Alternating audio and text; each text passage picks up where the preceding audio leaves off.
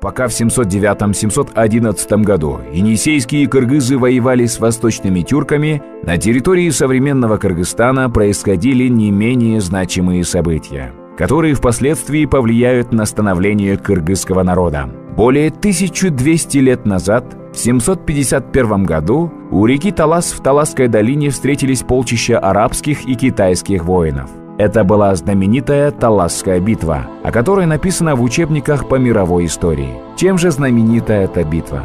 4 дня два больших войска стояли у реки, в ожидании, когда одна из сторон нападет.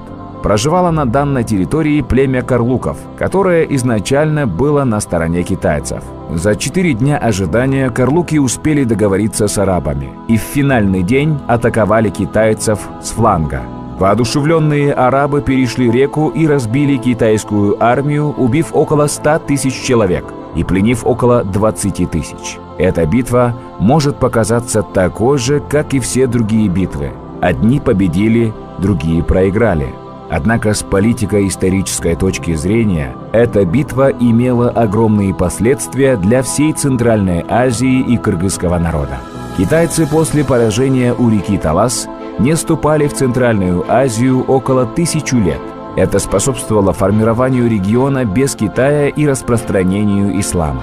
При этом тюрки сохранили культуру кочевников по всем основным направлениям. В дальнейшем у тюрков появляется первое оседлое исламское ханство караханидов. Кара из древнекыргызского «сильный», «крепкий». Это происходит в 940 году. Караханидское государство находилось на территории современного Южного Казахстана, Узбекистана, Кыргызстана, Китая и Таджикистана. Столица была в Баласагуне, современный Токмок, а позднее в Узгене и Самарканде.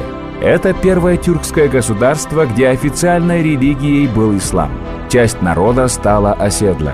И это дало тюркскому миру первых ученых, таких как Аль-Фараби, Махмуд Кашкари-Барскони и Джусуп Баласагуни. Вы, наверное, видели его фотографию на 1000 сом. Ислам переселил тюркские народы в города, а с оседлым образом жизни появилась возможность не только гонять табуны лошадей и отары овец, охотиться и воевать, но и грызть гранит науки.